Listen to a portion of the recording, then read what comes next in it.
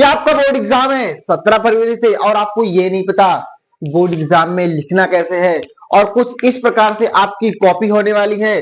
तो इसमें कैसे लिखना है, कैसे स्केल को पारना है, दोनों साइड पारना है कि एक साइड पारना है, और सीक्वेंस में लिखना है कि जो क्वेश्चन आ रहा है पहले की उसे पहले लिख दे। ऐसे आपको ढेर सारे डाउट आपके मन में होंगे। तो आज मैं आपके सारे डाउट क्लियर कर दूंगा और वीडियो के इन तक बने करिएगा। लेकिन आज मैं आपको बोर्ड एग्जाम में लिखना कैसे है ये बताऊंगा ही नहीं, साथ में करके दिखाऊंगा। तो ध्यान दीजिएगा। तो हमें हमारा सबसे बड़ा आज का जो हमारा टारगेट क्या होने वाला है कि बोर्ड एग्जाम में हम लोग कैसे लिखकर 95% प्राप्त कर सकते हैं। उसके लिए हमें क्या क्या स्ट्रेटेजी अपनानी होगी, बोर्ड एग्जाम में कैसा सुंदर और व्यवस्थित ढंग से लिखना पड़ेगा, वो आज मैं आपको करके दिखाऊंगा। तो ध्यान दीजिएगा। देखिए, सबसे पहला आपके मन में क्वेश्चन उठेगा कि बोर्ड एग्जाम में कैसे लिखें, उसका सही तरीका क्या है। ओके, दूसरा क्या है कि बोर्ड एग्जाम में लिखने का सही तरीका क्या है। ऐसे ढेर सारे डाउट आपके मन में उठ रहे होंगे क्योंकि आपने पहली बार बोर्ड एग्जाम दिया है, चाहे आप क्लास 10th में है चाहे आप 12th में है। 12th वाले तो वैसे भी 10th का एग्जाम दे चुके हैं, लेकिन फिर भी अगर वो ये वाला वीडियो हमारा ये देखते हैं, इस लेक्चर को अटेंड करते हैं, तो बात मानिए ऐसा यूनिक तरीका बता दूंगा जिससे आपको बोर्ड एग्जाम में आपको एग्जामिनर नंबर देगा ही देगा। तो ध्यान दीजिएगा। देखिए, आपका क्या है, बोर्ड एग्जाम में कुछ इस तरीके से कॉपी होती है। ओके, बी कॉपी लेंगे तो सेम बिल्कुल ऐसे ही मिलेगा। समझ रहे हो कि नहीं? हाँ, ऐसे बिल्कुल कॉपी मिलेगी और आपको मैं इसी कॉपी पे आज लिख के बताऊंगा। तो ध्यान दीजिएगा, इन तक जरूर बने रहिएगा। और तो हमारे चैनल पे न्यू हो तो वीडियो को लाइक करिएगा, चैनल पे नहीं हो तो चैनल को भी सब्सक्राइब करिएगा, अपने दोस्तों के पास भी शेयर कीजिएगा और उसे भी बताइएगा कि बोर्ड एग्जाम में लिखने का सही तरीका क्या है, हम लोग कैसे बोर्ड एग्जाम में लिख सकते हैं। ओके, तो ध्यान दीजिएगा। तो और ये हमारा वीडियो जो है, ये लेक्चर जो है, ये सभी बोर्ड के लिए है, ऑल बोर्ड्स के लिए है। ओके जी, ऑल बोर्ड के लिए।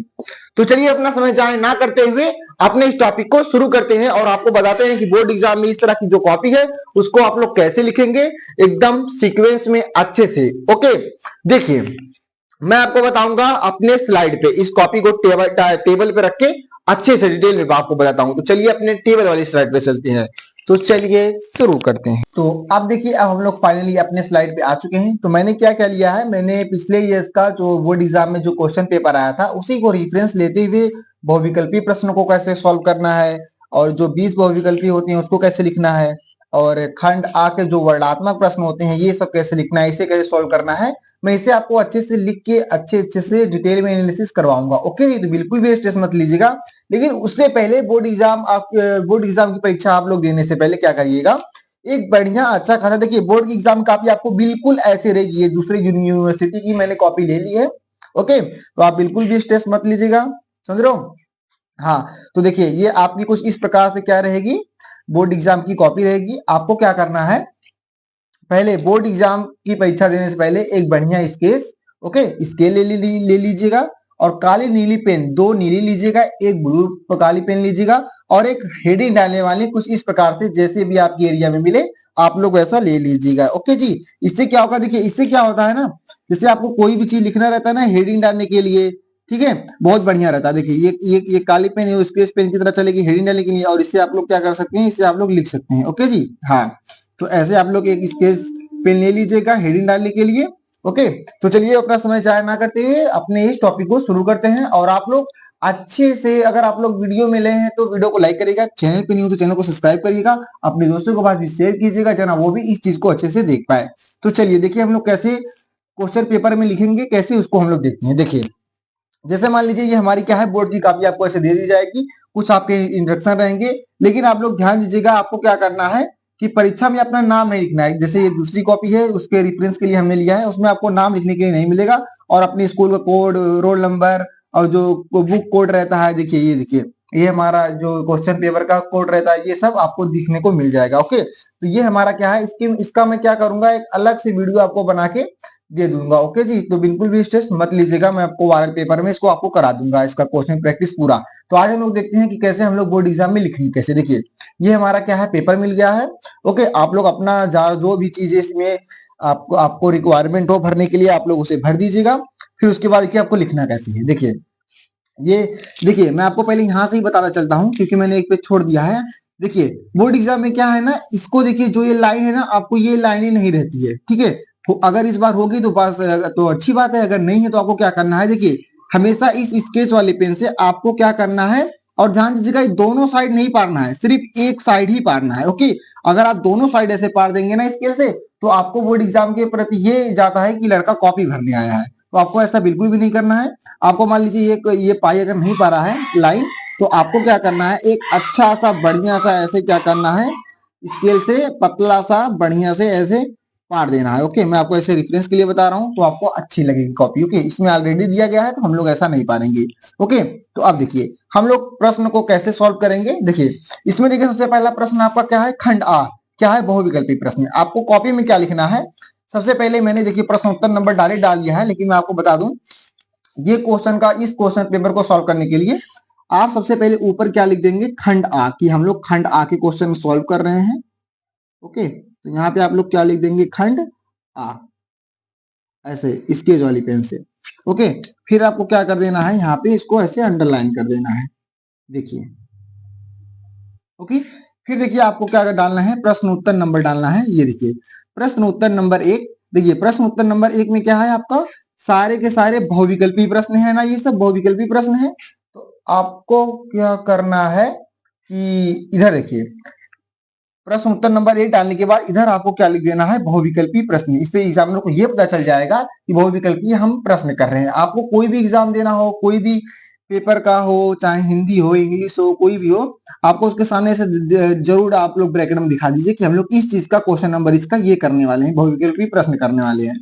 तो देखिए इसमें क्या है, सबसे पहला क्वेश्चन क्या कह रहा है, ध्यान दीजिए, क्या भूलूं क्या याद करूं रचना की विधा है। तो आप लोग इसे कैसे लिखेंगे, पहला सबसे पहले आप लोग ऐसे पहला डाल देंगे, उसके बाद नीली पेन से इसको यहां तक लिख देंगे। बहुत लोग क्या करते हैं, सिर्फ इसी को लिख देते हैं, क्या लिख देते हैं, ये जो हमारा है सिर्फ उसका आंसर बी डाल के आत्मकथा लिख के छोड़ देते हैं। नहीं, ऐसा नहीं करना है, आपको पूरा क्वेश्चन लिखना है। जैसे देखिए, क्या भूलूं क्या याद करूं रचना की विधा है। अब देखिए इसमें से हमारा कौन सा ऑप्शन सही है, बी वाला सही है, तो आपको बी डाल के क्या लिख देना है, जैसे इसमें आत्मकथा सही है, तो आपको बी डाल के क्या लिख देना है, आत्मकथा है। क्या भूलू क्या याद करूं रचना की विधा है आत्मकथा। आपको ऐसे ही क्या करने हैं, क्वेश्चन को सॉल्व करना है। ओके जी, यहां तक समझ में आ गया ना। तो अब देखिए आगे चलते हैं। देखिए अब देखिए हम लोग दूसरा प्रश्न देखते हैं। यहाँ पे मैंने आपको 5-6 प्रश्न ही करके दिखाए हैं। जैसे देखिए नेक्स्ट प्रश्न हमारा क्या है, क्वेश्चन क्या है, ये कह रहा है कि लिखी कागज कोरे रचना के लेखक है कौन है। जैसे इसमें से मान लीजिए कन्हैया लाल मिश्र प्रभाकर जी हैं। ओके, तो आपको क्या करना है, पहले आपको इतना पूरा लिखना पड़ेगा, आपको अच्छा दिखाने के लिए, आपको अच्छा नंबर प्राप्त करने के लिए। जन आपको नंबर अगर आप गलत भी दे दिए, एक बार एग्जामिनर कंफ्यूज होकर आपको नंबर दे दे भाई, ठीक है। तो आपको क्या करना है, लिखी कागज कोरे रचना के लेखक है। जैसे देखिए इसमें क्या है, बी वाला क्वेश्चन सही है, तो आपको बी करके क्या लिख देना है, कन्हैया लाल मिश्र प्रभाकर जी। ओके, लिखी कागज कोरे रचना के लेखक, बी वाला ऑप्शन सही है, तो कन्हैया लाल मिश्र प्रभाकर जी है। आपको ऐसे ही ऐसे क्वेश्चन करना है। जैसे देखिए तीसरा क्वेश्चन क्या क्या कर रहा है, रामचंद्र शुक्ल की रचना है। जैसे इनमें से कौन से है, जैसे मान लीजिए बी वाला सही है, समाज और साहित्य। तो आप लोग को क्या कैसे लिखना है, तीसरा डाल के रामचंद्र शुक्ल की रचना, बी वाला समाज और साहित्य है। ओके, आपको ऐसे ऐसे बहुविकल्पी प्रश्न को अटेंड करना है। आई होप कि आपको ये बहुविकल्पी प्रश्न वाला क्वेश्चन समझ में आ गया होगा कि कैसे प्रश्न उत्तर नंबर डालना है, और इस हेडिंग वाले पेन से इसको डालना है, फिर उसके बाद आपको नीली पेन से लिखना है। ओके, यहाँ समझ में आ गया। तो अब हम लोग चलिए आगे चलते हैं। अब देखिए जैसे मान लिया आप गलती से क्या हुआ, अब आपने ऐसे पेज को गलती से आपका मान लीजिए ये पेज छूट गया। देखिए मैंने ये जो मार्कर लिया इसका थोड़ा इंक बहुत ज्यादा है, आप लोग देख के लीजिएगा क्योंकि इधर साइड भी आ जा रहा है, इसलिए मैंने यहाँ पे लिखा है। लेकिन सपोज दैट आप मान लीजिए कि आपका पेज ऐसे छूट जाता है गलती से, तो आप वहां पे क्या लिख देंगे, ऐसे पीटीओ लिख देंगे, तो वो उससे ये समझ जाएगा कि आपका पेज छूट गया है। ओके, पीटीओ लिख के छोड़ देंगे, वो समझ जाएगा। तो अब देखिए अब हमें खंड बा करना है। देखिए क्योंकि आपके बहुविकल्पी 20 बहुविकल्पी प्रश्न आएंगे, मैं इस क्वेश्चन पेपर का वायरल पेपर आपको अलग नेक्स्ट वीडियो में करा दूंगा। तो देखिए 20 बहुविकल्पी प्रश्न है, आप समझ गए कैसे करना है। अब हम लोग आते हैं प्रश्न उत्तर नंबर बा पे। ओके, खंड बा जो हमारा दूसरा खंड होने वाला है, तो उसे अब हम लोग कैसे सॉल्व करेंगे वो देखिएगा। देखिए सबसे पहले आपको क्या करना है, आप लोग वो समझिएगा। ओके जी, देखिए क्या करना है कि जैसे मान लीजिए खंडवा हम लोग क्वेश्चन सॉल्व कर रहे हैं, ये खंडवा वाला हमारा, तो इसमें आपको क्या करना है, खंडवा डालने के बाद आप लोग यहाँ पे क्या कर देंगे, वर्णात्मक प्रश्न। मतलब आप वहां पे ये दिखाएंगे कि हम लोग वर्णात्मक प्रश्न कर रहे हैं, चाहे अब वो गद्यांश से रिलेटेड हो, चाहे अब वो पद्यांश से रिलेटेड हो, चाहे हमारा प्रश्न उत्तर नंबर 1 हो चाहे 2 हो। ओके, देखिए कैसे करने हैं आपको। आपने खंड बार डाल दिया है, वर्णात्मक प्रश्न इसके सामने लिख दिया है। अब हम लोग इसका पहला वाला करेंगे, जो गद्यांश पर आधारित दिए गए प्रश्नों के उत्तर हमको यहाँ पे देने हैं। अथवा दिया है मतलब आप इन दोनों में से कोई एक प्रश्न करेंगे। देखिए कैसे करेंगे। सबसे पहले प्रश्न उत्तर नंबर 1 डाल दिया है हमने खंड आ वाले का। ओके, यहाँ पे देखिए खंड आ वाले का। ओके, अब देखिए अब हम लोग यही करने हैं, यही करेंगे, यही 3 प्रश्न इसके दिए गए हैं। तो प्रश्न उत्तर नंबर 1 डाल के हम लोग सबसे पहले देखिए इसमें क्या करा है, उपर्युक्त गद्यांश का संदर्भ लिखिए। तो हम लोग क्या करेंगे, सबसे पहले यहाँ इस मार्कर पेन से इस साइड, ध्यान दीजिएगा आपने जो भी स्केल पा रहा है इसके इधर ही साइड ज्यादातर क्वेश्चन करिएगा कि चीजों को लिख सके आप लोग, हेडिंग वेडिंग। ओके, हाँ, तो इसमें देखिए पहला क्या है, संदर्भ पूछा है इसमें। तो अब हम लोग क्या करेंगे, इसका संदर्भ लिखेंगे। जैसे कैसे लिखेंगे, देखिए प्रस्तुत गद्यांश हमारी पास पुस्तक हिंदी, और जैसे मान लीजिए हिंदी है ना, इसको आप लोग ऐसे अंडरलाइन भी कर सकते हैं। भारतीय संस्कृति से, जैसे ये देखिए भारतीय संस्कृति, आप लोग इसको भी क्या कर सकते हैं, अंडरलाइन कर सकते हैं। और हाँ, मैं आपको बता दूं, जो मैंने ये भारतीय संस्कृति लिखा है, मैंने इस पेन से लिखा है, जो नॉर्मल पेन होता है हमारा, बाल पेन की तरह। ओके, अब देखिए भारतीय संस्कृति नामक पाठ से लिया गया है तथा इसके लेखक कौन है, डॉक्टर राजेंद्र प्रसाद जी हैं। आप लोग कोई भी चीज, जैसे अपने इंपॉर्टेंट पॉइंट उसको अगर हाईलाइट करने के लिए आप लोग इसको क्या कर सकते हैं, अपनी स्केल से ऐसे अंडरलाइन भी कर सकते हैं, जिससे ये हाईलाइट होगा और अच्छा लगेगा आपको। ओके, हाँ, एग्जाम में खुश हो जाएगा, नंबर भरपूर देगा, दबा के नंबर देगा। देखिए अब देखिए दूसरा क्या करा है, हमारे देश का प्राण क्या है, तो आप लोग दूसरा करके दूसरा क्वेश्चन कर सकते हैं। तीसरा करा रेखांकित अंश की व्याख्या कीजिए। यहाँ पे देखिए रेखांकित अंश की व्याख्या कीजिए, तो आपको ऐसे तीसरा व्याख्या डाल के तीसरा प्रश्न कर रहे हैं, तो व्याख्या करके आपको बढ़िया से व्याख्या कर देनी है। और जो जो चीज अगर अच्छी लगे, जैसे इंपॉर्टेंट चीज है जो आपको एग्जामिनर को जो आप दिखाना चाहते हैं, उसे हाईलाइट करना चाहते हैं, तो उसके नीचे आप ऐसे अंडरलाइन कर देंगे, तो आपको बहुत ही अच्छा परफॉर्मेंस रहेगा। और आपको इसमें देखिए इतना सुंदर तरीके से लिखा गया है, अगर आपकी राइटिंग अच्छी होगी तो और भी आपको अच्छा एक्स्ट्रा बोनस नंबर मिल सकता है। ओके, तो आपको आई होप कि मेरी स्ट्रेटेजी आपको समझ में आ रही होगी कि आपको बोर्ड एग्जाम में कैसे लिखना है। देखिए मैंने आपको ऑलरेडी लिख दिया है, जरा आपको कोई दिक्कत ना हो, मैं कम समय में ज्यादा चीजों को आपको बता सकूं। ओके, तो अब देखिए, अब हम लोग आगे चलते हैं, ज्यादा बड़ा लेक्चर हम लोग नहीं लेंगे। तो अब देखिए, जैसे देखिए अब हमने हमने गद्यांश वाला सारे प्रश्न को कर लिया है, तो अब हमें देखना है पद्यांश वाला। देखिए पद्यांश में भी वैसे करना है, प्रश्न उत्तर नंबर 2 डालेंगे। जैसे इसमें देखिए पहला प्रश्न क्या कह रहा है, प्रयुक्त गद्यांश का संदर्भ लिखिए। तो हम लोग ऐसे संदर्भ डाल के लिख देंगे कि प्रस्तुत गद्यांश हमारे पास पुस्तक हिंदी काव्य खंड।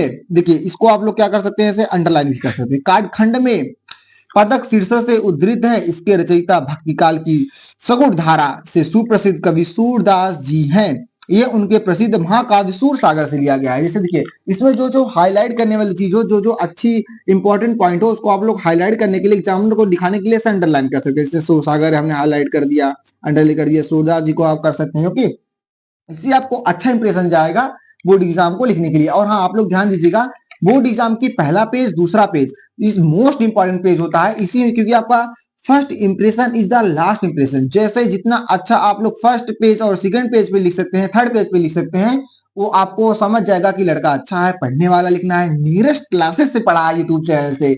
ओके, तो आपको अच्छा नंबर देगा, क्योंकि आपका जो पहला इंप्रेशन रहेगा वही लास्ट वाला इंप्रेशन भी रहेगा। अगर आप स्टार्टिंग में अच्छा लिखेंगे तो आपको आखिरी तक एग्जामिनर अच्छा ही नंबर देगा। और आप पहले में कट पुट किए रहेंगे तो आपको क्या हो जाएगा, एग्जामिनर इरिटेट होकर क्या कर देगा, आपका नंबर काटना शुरू कर देगा। ओके जी, तो अब देखिए अब हम लोग आगे चलते हैं। आई होप कि आपको ये भी समझ में आ गया होगा कि हमको देखिए प्रश्न उत्तर नंबर 2 का क्या करना है कि पद्यांशों का संदर्भ कैसे लिखना है, व्याख्या हेडिंग डालनी है। तो उसके बाद जो भी तीसरा क्वेश्चन रहे, 4 क्वेश्चन रहे, आपको ऐसे ऐसे आपको सारे क्वेश्चन को अटेंड करते हुए जाना है। ओके जी, तो अब हम लोग आगे चलते हैं। अब देखते हैं, देखिए अब देखिए आपको संस्कृत को कैसे लिखना है। संस्कृत का जो अनुवाद रहता है हिंदी का, मैं एक क्वेश्चन पेपर बता रहा हूँ, आप ऐसे सब चीजों में अप्लाई कर सकते हैं, इंग्लिश को छुड़ाए। ओके जी, ऐसा नहीं कि इंग्लिश में कर दिया, अरे भाई इधर देखो, मजाक था। चलिए, तो देखिए आपको देखिए संस्कृत का जो ऐसे अनुवाद करने वाला आ जाए, आपको उसे कैसे करना है। देखिए जैसे आपको दिया गया है, निम्नलिखित संस्कृत गद्यांश में एक संदर्भ सहित हिंदी में अनुवाद कीजिए। एक करना है, इन दोनों में से अथवा जो दिया है, ये जो अथवा दिया है, इन दोनों में से कोई एक आपको करना है। तो चलिए हम लोग ये वाला करते हैं। देखिए देखिए सबसे पहला वो क्या करना है, जैसे देखा दिया दिया ना, ऐसा कर्म विराम संस्कृता है। तो आपको इसको क्या करना है, यहाँ से यहाँ तक हम लोग को करना है। तो हम लोग क्या करेंगे, सबसे पहले अपनी कॉपी में क्या करेंगे, ऐसे कुछ इस प्रकार से। देखिए जैसे हमको यहाँ से यहाँ तक करना है, मैंने यहाँ पे नहीं लिखा था क्योंकि मैंने आपको छोड़ दिया। तो आपको क्या करना है, ऐसे ऐसा से शुरू करना है, ऐसा। यहाँ से करने के बाद आपको डॉटेड डॉटेड दिखाना है, ऐसा संस्कृत से आपको डॉटेड डॉटेड ऐसे दिखाकर, जिससे ये पता चले कि हम लोग कहाँ तक कर रहे हैं। यहाँ पे मुख्य कर्तव्यम तक हम लोग कर रहे हैं। तो यहाँ पे हम लोग क्या लिख देंगे, मुख्य कर्तव्यम। यहाँ पे देखिए मुख्य कर्तव्यम। ओके, आपको कर्तव्यम ऐसे आपको क्या कर देना है। देखिए उसके बाद आपको क्या करना पड़ेगा, जैसे आपको इसमें क्या पूछा था, संदर्भ पूछा था, तो संदर्भ को आप लोग कैसे लिखेंगे वो देखिएगा।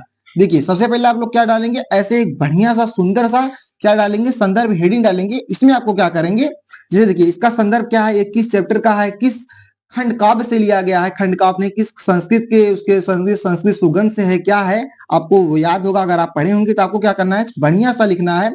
संदर्भ डाल क्या लिखना है, प्रस्तुत गद्यांश हमारी पाठ्य पुस्तक के संस्कृत खंड में संकलित भारतीय संस्कृत नामक पाठ से उद्धृत है। देखिए एग्जामिनर को अपना की पॉइंट दर्शाने के लिए आप क्या कर सकते हैं, जो भी आपका इंपॉर्टेंट पॉइंट हो उसको आप लोग क्या कर सकते हैं, मार्कर से इसको अंडरलाइन कर सकते हैं, जिससे क्या रहेगा, जब आपका बोर्ड एग्जाम की कॉपी चेक होगी, कोई भी एग्जामिनर चेक करेगा, वो आपके इंपॉर्टेंट की पॉइंट को ही देखेगा जो आप अंडरलाइन करके दिए होंगे। देखिए जैसे देखिए आपने इसने ढेर सारे लिखे हैं, लेकिन आप जो चीज अंडरलाइन किए हैं, एग्जामिनर क्या करेगा, आपका वही फोकस करेगा कि आपने कौन कौन सी चीज अंडरलाइन की है। तो इसी से उसको क्या जाएगा, एक अच्छा इंप्रेशन जाएगा और आपको एक भी नंबर नहीं काटेगा, भरपूर नंबर देगा। ओके, तो देखिए हमने यहाँ पे संदर्भ इसका लिख दिया। उसके बाद आपको कुछ इस प्रकार से क्या करना है, अनुवाद लिखना है। जो भी इसका अनुवाद हो आप लोग पढ़े होंगे, तो आप लोग उसको लिख देना कि यह भारतीय संस्कृत का वीरों की संस्कृति है, इस लोक में कर्म करते हुए ही 100 वर्षों तक जीने की इच्छा रखनी चाहिए। यही सब चीजें हैं, जो भी इसका अनुवाद हो आप लोग उसे कर लीजिएगा। आई होप कि आपको यहाँ तक पूरा ओवरऑल समझ में आ रहा होगा। ओके, तो चलिए अब हम लोग आगे चलते हैं। अब देखिए हमारा ये संस्कृत में श्लोक हो गया है, मतलब संस्कृत का जो ये गद वाला होता है ये हो गया। पद में क्या लिखना है, इसमें देखिए किसी श्लोक का आपको संदर्भ सहित अर्थ लिखना पड़ता है, अनुवाद करना पड़ता है। उसको कैसे करेंगे वो देखिएगा। देखिए मैंने यहाँ पे दूसरी कॉपी ले ली है, इसको साइड में कर देता हूँ। आई होप कि आपको ये वाला पूरा समझ में आ गया होगा। तो देखिए ये हमने क्या लिया है, हमने दूसरा ले लिया है, दूसरा पेज में लिखे हैं। देखिए आपको क्या है, जैसे ये प्रश्न उत्तर नंबर 4 है खंडाके वर्णात्मक प्रश्न का, जो अभी हम लोग कर रहे थे। तो देखिए इसमें चौथे में क्या कह रहा है कि श्लोकों में किसी एक श्लोक का संदर्भ सहित हिंदी में क्या करना है, आपको अनुवाद करना। उसको कैसे करेंगे वो देखिएगा। सबसे पहले आप लोग कैसे डाल लीजिएगा, प्रश्न उत्तर नंबर 4। ओके, ऐसे आप लोग लिखेंगे, ऐसा लिखेंगे, जान लीजिए अगर आप गलत भी लिखे रहेंगे तो भी एग्जामिनर खुश होकर आपको कुछ ना कुछ नंबर दे के ही जाएगा। और हाँ, आपको बोर्ड एग्जाम की कॉपी में कोई भी क्वेश्चन नहीं छोड़ने हैं, इस चीज का ध्यान देंगे, बहुत जरूरी है। अब देखिए प्रश्न उत्तर नंबर जैसे 4 हमारा क्या कह रहा है, इसको हम लोग करेंगे। सबसे पहले यहाँ पे डालेंगे प्रश्न उत्तर नंबर 4, और हम लोग क्या कर रहे हैं, किसी एक श्लोक का संदर्भ सहित हिंदी में अनुवाद कर रहे हैं। तो उसको क्या करेंगे, हम लोग ब्रैकेट में उसको क्या कर देंगे, हाईलाइट करके दिखाएंगे कि श्लोक का संदर्भ सहित हिंदी में अनुवाद, इस चीज को हम लोग कर रहे हैं। इससे एग्जामिनर समझ जाएगा कि लड़का क्या कर रहा है, प्रश्न उत्तर नंबर 4 का श्लोक का संदर्भ सहित हिंदी में अनुवाद कर रहा है। ओके, हाँ तो देखिए जैसे मान लीजिए हमको क्या करना है, ये वाले श्लोक का क्या करना है, आंसर इसका अनुवाद करना है। तो क्या करेंगे, सबसे पहले इसका संदर्भ हेडिंग डाल देंगे, क्योंकि हमको संदर्भ सहित अनुवाद करना है। तो संदर्भ में इसका क्या करेंगे, प्रस्तुत श्लोक हमारी पाठ्य पुस्तक के संस्कृत खंड में संकलित। देखिए जैसे संस्कृत खंड है यहाँ पे, तो आपको इसको क्या कर सकते हैं, अपने इस की पॉइंट को हाईलाइट करने के लिए अंडरलाइन भी कर सकते हैं। संस्कृत खंड में संकलित वीर वीरेन पूज्यते, इस चीज को, जैसे आपको इस चैप्टर का नाम है तो आपको इसे हाईलाइट करना है, तो आप लोग इसे भी क्या करेंगे, अंडरलाइन कर देंगे, जिससे एग्जामिनर समझ जाएगा और आपकी कॉपी को पहली नजर में ही आपको इस चीज को देखकर समझ जाएगा कि इस लड़के को आता है, इसने अच्छे से कॉपी को पढ़ा हुआ है किताब को अच्छी तरीके से। तो आपको ऐसे कुछ इस प्रकार से आपको संदर्भ लिख देना है। फिर इस श्लोक का जो भी अर्थ रहेगा आपको क्या करना है, इसको ऐसे अनुवाद ऐसे हेडिंग डालकर, देखिए हेडिंग कैसे डालनी है वो भी देख लीजिए। उसको हेडिंग डाल के आपको अच्छे से उसका अर्थ लिख देना है कि श्री कृष्ण अर्जुन से कहते हैं, यदि तुम युद्ध में मारे गए तो स्वर्ग को प्राप्त करोगे, और यदि जीत गए तो पृथ्वी के सुखों को भोग करोगे। जो भी हो आप लोग ऐसे लिख सकते हैं। चलिए श्लोक भी हो गया, गद्यांश में जो ऐसे पैराग्राफ द्वारा होता है वो भी हो गया है, श्लोक का अर्थ भी हो गया है। अब हम लोग आगे चलते हैं। देखिए आपको किसी एक खंड का आपका लिखना रहता है। ओके, जो भी हो आपके, आई थिंक आपको कर्मवीर नहीं होगा तो मुक्ति दूत जरूर होगा। खंडकाव्य के किसी स्तर की कथा वस्तु को लिखिए, तो आप लोग उसको भी लिख दीजिएगा। उसके लेखक जो हैं आप लोग यहाँ पे डाल के लिख लीजिएगा। ओके जी, ओके, इसमें नंबर करते नहीं है, 3 नंबर के हैं, आप लोग के 1-1.5 पेज में इसको आप अच्छे से लिख सकते हैं। देखिए अब आपका मेन रहता है कि आपको किसी भी, देखिए अब आपको प्रश्न उत्तर देखिए 6वां करेंगे। देखिए इसमें क्या कर रहा है, किसी एक लेखक का जीवन परिचय देते हुए उसकी प्रमुख रचना का उल्लेख कीजिए। देखिए आपको प्रश्न में ही दिया है कि उसकी प्रमुख रचना का उल्लेख करना ही करना है, लेकिन और ढेर सारे बच्चे क्या कर सकते हैं कि इस रचना को उल्लेख नहीं करते, बस उनका जन्म, मृत्यु और उनके मम्मी पापा का क्या नाम था यही सब लिख के छोड़ देते हैं, जिससे एग्जामिनर को एक नेगेटिव पॉइंट मिलता है और आपका नंबर वो काट लेता है। 5 नंबर का आएगा। 3 नंबर उनके जीवन परिचय है, मतलब उनके बारे में है, और जो ये 2 नंबर होता है उनकी रचना पे ही ये नंबर दिया जाता है। देखिए उसको कैसे करेंगे। जैसे आपको खंड 6वां प्रश्न कर रहे हैं, 6वें का आ वाला, तो आप लोग क्या डालना है, ऐसे अपनी कॉपी में, जो आपको बोर्ड एग्जाम की कॉपी रहेगी ठीक इसी प्रकार रहेगी। तो आपको क्या करना है, प्रश्न उत्तर नंबर 6 का चौथा वाला क्वेश्चन कर रहे हैं, का वाला, तो इसको आपको का वाला डाल के क्या कर रहे हैं, जीवन परिचय लिख रहे हैं। तो एग्जामिनर को आपको दिखाना पड़ेगा, तो आपको ब्रैकेट में करके ऐसे जीवन परिचय आप क्या कर देंगे, लिख देंगे। ओके, कि हम लोग प्रश्न उत्तर नंबर 6 का जीवन परिचय लिख रहे हैं। ओके, तो आप लोग जैसे जीवन परिचय किसका लिख रहे हैं, जैसे मान लीजिए मैं इस पहले का लिखता हूँ, आचार्य रामचंद्र शुक्ल का, तो आपको कैसे क्या करना है, आचार्य रामचंद्र शुक्ल ऐसे हेडिंग डाल देना है। बहुत लोग यही नहीं डालते हैं, जीवन परिचय लिख डालते हैं। अरे भाई किसका लिखी हो ये तो पता चलना चाहिए। ओके, चलो आप देखो, ऐसे आपको ये लिख देना है, हेडिंग डाल देना है, आचार्य रामचंद्र शुक्ल, और यहाँ पे जीवन परिचय प्रश्न उत्तर नंबर का आ। देखिए जो भी प्रश्न होता हो, देखिए जीवन परिचय में 2 चीजें मुख्य होती है। पहला उनका जन्म कहाँ हुआ, जैसा ये शुक्ल से नाम पड़ा, ये सब जो चीजें हैं आप लोग ऐसे इसको अंडरलाइन करके हाईलाइट कर सकते हैं। मेन इनमें क्या होता है, इनका जन्म कहाँ हुआ, उनके उत्तर प्रदेश के से बस्ती जिले के अगोना नामक ग्राम में। तो आप लोग इसको भी क्या कर सकते हैं, ऐसे इसको क्या कर सकते हैं, हाईलाइट कर सकते हैं। ओके, अगोना नामक ग्राम में, देखिए मैंने यहाँ पे अगोना को ही क्या कर दिया है, इसको ऐसे अंडरलाइन कर दिया, जिससे अच्छा इंप्रेशन जाएगा। चंद्रयुग, जिसके पिताजी का नाम क्या था, चंद्रबली शुक्ल था। तो आप लोग इसे भी क्या कर सकते हैं, हाईलाइट कर सकते हैं, जिससे एग्जामिनर को अब पहली नजर आपकी कॉपी देखेगा तो इस पे उसकी नजर जरूर जाएगी। ओके, तो देखिए आई होप कि आपको ये वाला समझ में आ गया होगा। देखिए जीवन परिचय में क्या करना रहता है, उनका जन्म कहाँ हुआ है, जन्म आपको बढ़िया से लिखना है, और उनकी जो जो मुख्य हिंदी में साहित्य योगदान था उसको लिख लेना है। जन्म में उनके किस जिले में हुआ, उनके गांव का क्या नाम था, उनके पिता का क्या नाम था, माता का नाम हो तो वो भी लिख दीजिएगा। ओके, और फिर उसके बाद उन्होंने अपनी शिक्षा दीक्षा कहाँ से प्रारंभ की, जैसे उन्होंने मिर्जापुर में ही, इसको भी अंडरलाइन कर सकते हैं। किस स्कूल में, मिशन स्कूल से उन्होंने फाइनल की परीक्षा उत्तीर्ण की, ये सब हो गया। देखिए इनकी प्रमुख रचनाएं, देखिए इसको आप लोग क्या कर सकते, क्या कर देंगे, इसको अच्छे से अंडरलाइन कर देंगे। इनकी प्रमुख रचनाएं कौन कौन सी है। सबसे पहला क्या है, चिंतामणि है, विचार विधि है, रश्मिमांसा है, त्रिवेणी है, ये सब चीजें आपको, देखिए ये क्या है, रचनाएं भी हो गया। फिर उसके बाद इनका जो देहावसान हुआ, इनकी जो मृत्यु हुई है, जो इनकी स्वर्गवास हुआ है, उसको भी आपको ऐसे करके क्या कर देना है, अंडरलाइन कर देना है। तो हमने ओवरऑल क्या समझा कि किसी भी का जीवन परिचय लिखने से पहले उसमें क्या क्या हमें इंक्लूड करना पड़ेगा, बच्चे से हेडिंग डालनी पड़ेगी, जीवन परिचय लिख रहे हैं, जिनका लिख रहे हैं वो लिखिए, उनका जन्म कहाँ हुआ, मृत्यु कहाँ हुई, इनके मम्मी पापा का क्या नाम है, इन्होंने हिंदी साहित्य में अपना क्या योगदान दिया, उनकी मुख्य रचनाएं क्या है, बस आपको इतना ही लिखना है भाई। 5 नंबर का है, 5 नंबर पूरा मिलेगा ही मिलेगा, इस तरीके से अगर आप लिखेंगे। ओके, तो देखिए अब हम लोग आगे चलते हैं। आप लोग बहुत से स्टूडेंट क्या रहते हैं, जीवन परिचय लिखने में क्या कर देते हैं, गलती कर देते हैं। देखिए क्या क्या क्या क्या गया है, देखिए आप लोग श्लोक लिख लीजिए कोई भी, कि जो अपनी कुछ भी पाठ्य पुस्तक में ना आया हो, आप लोग कोई भी आती होंगी लिख लीजिएगा। देखिए प्रश्न उत्तर 8 है कि किसी भी खंड का आपका क्या करना है, आपको सॉरी, प्रश्न उत्तर नंबर 8 है कि इन दोनों में से कोई एक प्रश्न करने हैं। चाहे अपने प्रधानाचार्य को छात्रवृत्ति के लिए आवेदन पत्र लिखिए, चाहे तो अपने गली मोहल्लों की नालियों की सफाई के लिए नगर निगम स्वास्थ्य अधिकारी को पत्र लिखिए। दोनों में से एक लिखना है। कि आपको प्रार्थना पत्र कैसे लिखना है वो दिखिए। जैसे हम लोग 8वां प्रश्न कर रहे हैं, तो हम लोग यहाँ पे डाल देंगे प्रश्न उत्तर नंबर 8। क्या लिख रहे हैं, प्रार्थना पत्र लिखेंगे। प्रश्न उत्तर नंबर 8 में हम लोग कोष्टक में दिखा देंगे कि हम लोग प्रार्थना पत्र लिख रहे हैं। देखिए प्रार्थना पत्र कैसे लिखना है, सबसे पहले आप लोग क्या देंगे, सारी चीजें नीली से होती है भाई, और एक सीक्वेंस में होती है। जैसे मैंने यहाँ पे लिखा है, आपको कटपिट नहीं करना है, मैंने गलती से कटपिट हो गया था, उसके लिए सॉरी। देखिए कैसे करना है, आपको एक सीक्वेंस में नीली ब्लू पेन से लिखना है कि सेवा में, फिर ऐसे कॉमा लगाना, श्रीमान प्रधान महोदय जी, जो भी आपके स्कूल का नाम हो, जो भी। और इसमें कोई भी डेट वोट फिक्स नहीं लिखा जाता है, हमेशा डेट राइट नहीं लिखा जाता है। जिस दिन आपको बोर्ड एग्जाम हो आपने वही डेट लिख दिया, नहीं भाई ऐसा नहीं करनी है। फिर आपके स्कूल का कहाँ है वो सब लिख देना है। फिर विषय, किस विषय पे लिख रहे हैं उसको आपको तुरंत लिखना है। जैसे मैंने यहाँ पे गलती से महोदय लिख दिया था, लेकिन ऐसा नहीं करना है। विषय लिखना है, सेवा में, ये सब लिखना है। फिर विषय लिखना है कि छात्रवृत्ति के लिए हम लोग प्रार्थना पत्र यूज कर रहे हैं, प्रार्थना पत्र लिख रहे हैं, तो उसको लिखने के बाद आपको ऐसे अंडरलाइन भी कर देना है। अंडरलाइन करने के बाद फिर यहाँ पे महोदय कॉमा, फिर सबने निवेदन है, मैं आपके विद्यालय की कक्षा 10 का छात्र हूँ, अपनी पढ़ाई में सदैव अग्रणी देता हूँ, लेकिन मेरी परिवार की स्थिति सही नहीं है, जिसकी वजह से मेरी शिक्षा दिशा में आर्थिक समस्या होने के कारण पैसों की कमी होती है। वही सब अपने आपको ऐसे लिख देना है। फिर ऐसे लिखना है, आता आपसे विनम्र अनुरोध है कि मेरे परिवार की आर्थिक स्थिति को ध्यान में रखते हुए मुझे विद्यालय से छात्रवृत्ति प्राप्त करने की कृपा करें। क्योंकि हम लोग क्या लिख रहे थे, छात्रवृत्ति लिख रहे थे। फिर यहाँ पे लिखना धन्यवाद आपका आज्ञाकारी शिष्य, नाम आपका जो भी हो, वैसे आपको नाम नहीं लिखना पड़ता। फिर आपका रोल नंबर, डेट, दिनांक, ओके, आपको ऐसे ही लिख देना पड़ेगा। यहाँ पे कॉपी खत्म हो गई थी तो मैंने आपको ऐसे ही आपको नॉर्मली बता दिया, इसी के नीचे आप लोग लिख लीजिएगा।